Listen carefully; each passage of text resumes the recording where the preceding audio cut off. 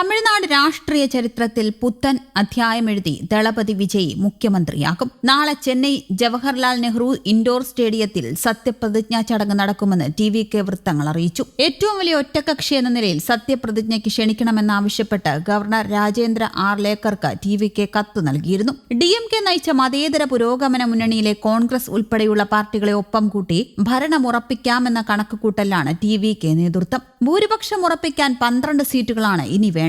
5 MLA-മാരുള്ള കോൺഗ്രസ് പിന്തുണ TVK ഉറപ്പാക്കിയിട്ടുണ്ട്. 2 seat വീതമുള്ള CPM, CPI, VCK, മുസ്ലിം league, 1 സീറ്റുള്ള DMDK എന്നിവരെ കൂടി ഒപ്പം കൂട്ടാനാണ് ശ്രമം. ഈ പാർട്ടികളുടെ പിന്തുണ കൂടി ലഭിച്ചാൽ ഭരണം ഉറപ്പിക്കാം. 108 സീറ്റുകളിലാണ് TVK വിജയിച്ചത്. വിജയിച്ച 2 മണ്ഡലങ്ങളിലൊന്നായ തിരുച്ചിറപ്പള്ളി ഈസ്റ്റിൽ വിജയ് രാജിവെക്കും. ഒരംഗം സ്പീക്കർ സ്ഥാനത്തേക്ക് മാറും. മതേതര പുരോഗമന മുന്നണിയിലെ 14 അംഗങ്ങളെ കൂടി ഒപ്പമെത്തിച്ച് അംഗബലം 120-ലെത്തിക്കാനാണ് TVK ശ്രമം. 118 കേവല ഭൂരിപക്ഷത്തിന് വേണ്ടത്. അതേസമയം CPI, VCK പാർട്ടികൾ DMK സഖ്യം വിടുന്ന കാര്യത്തിൽ തീരുമാനമെടുത്തിട്ടില്ല. ഇവർ DMKയ്ക്കൊപ്പം നിന്നാൽ NDAയ്ക്കൊപ്പമുള്ള PMKയെ സമീപിക്കാനാണ് TVK തീരുമാനം. 4 സീറ്റുകളാണ് PMKയ്ക്കുള്ളത്. മുന്നണിയിലെത്തുന്നവർക്ക് ഭരണ പങ്കാളിത്തം നൽകുമെന്ന വാഗ്ദാനമാണ് കോൺഗ്രസ് ഉൾപ്പെടെയുള്ള പാർട്ടികളെ TVKയിലേക്ക് ആകർഷിക്കുന്നത്. DMK, അണ്ണാ DMK കക്ഷികൾ അധികാരത്തിലെത്തിയപ്പോൾ ഘടകകക്ഷികൾക്ക് മന്ത്രിസ്ഥാനം നൽകിയിരുന്നില്ല. അണ്ണാ DMKയുടെ പിന്തുണ നേടാൻ TVK ആലോചിച്ചിരുന്നുവെങ്കിലും പിന്നീട് വേണ്ടെന്ന് വെച്ചു.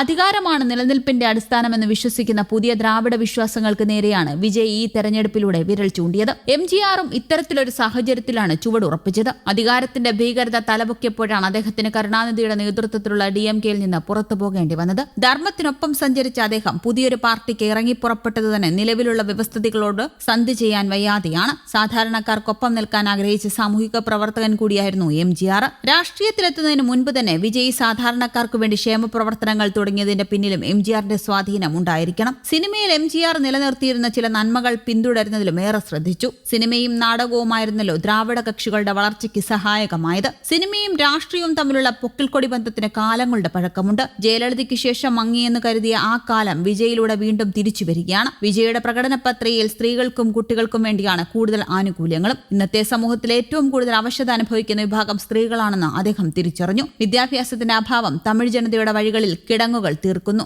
6 പതിറ്റാണ്ട് പിന്നിട്ട ദ്രാവിഡ പെരുമ തമിഴ് മക്കൾക്ക് വേണ്ടി എന്തു ചെയ്തുവെന്ന ചോദ്യവും പ്രസക്തമാണ്. വിജയ് പലതവണ ആ ചോദ്യം പലയിടങ്ങളിലും ആവർത്തിച്ചിട്ടുണ്ട്. മദ്യവും ലഹരിമരുന്നും നിയന്ത്രിക്കണമെന്നും പ്രകടന പത്രികയിൽ പറയുന്നു. 6 പതിറ്റാണ്ട് നീണ്ട ദ്രാവിഡ പാർട്ടി മേൽക്കോയ്മ തിരുത്തിക്കുറിച്ചാണ് വെള്ളിത്തെരയിലെ വീരനായകൻ C. ജോസഫ് വിജയ് ചരിത്രം രചിക്കുന്നത്. പണം കൊടുത്തു വാങ്ങേണ്ടതല്ല സമ്മതിദാനാവകാശമെന്ന് തെളിയിച്ചാണ് വിജയുടെ ഏറ്റവും വലിയ വിജയം. പണം വാങ്ങുകയും ഇഷ്ടമുള്ളവർക്ക് വോട്ട് ചെയ്യുകയും ചെയ്യുക എന്നത് തമിഴ്നാട്ടിലെ സാധാരണ വോട്ടർമാർക്കിടയിൽ 1.5 ദശാബ്ദത്തിലേറെയായി നടന്നുവന്ന സാധാരണ രീതിയാണ്. യഥാർത്ഥത്തിൽ ജനാധിപത്യത്തെ വില കൊടുക്കുന്നതിന് തുല്യമായി ഈ രീതി വേണ്ടെന്ന് വെച്ചതിലൂടെ ഒരു പുതിയ യുഗത്തിനു കൂടി തുടക്കമിട്ടിരിക്കുകയാണ് ഇളയ ദളപതി. ദ്രാവിഡം എന്ന നാമം ഉൾപ്പെടുത്തിയിട്ടില്ലാത്ത ഒരു പാർട്ടിയാണ് വിജയ് രൂപീകരിച്ചത്. TVK എന്ന 3 അക്ഷരമുള്ള തമിഴ് വെട്രി ഘടകം. രാഷ്ട്രീയത്തിൽ എതിർസ്ഥാനത്ത് വിജയ് കാണുന്നത് DMKയാണ്. ആശയപരമായി ശത്രുസ്ഥാനത്ത് കാണുന്നത് BJP. ദേശീയകക്ഷി എന്ന നിലയിൽ കോൺഗ്രസിന് പ്രസക്തിയുണ്ടെന്ന് അംഗീകരിക്കുമ്പോഴും തമിഴ്നാട്ടിലെ കോൺഗ്രസ് DMKയുടെ പോക്കറ്റിലാണ് എന്നാണ് വിജയ് കുറ്റപ്പെടുത്തിയിട്ടുള്ളത്. തമിഴ്നാട്ടിൽ കേവല ഭൂരിപക്ഷമായ 118ലേക്ക് തമിഴക വെട്രി കഴകത്തിന് എത്താനായിട്ടില്ല.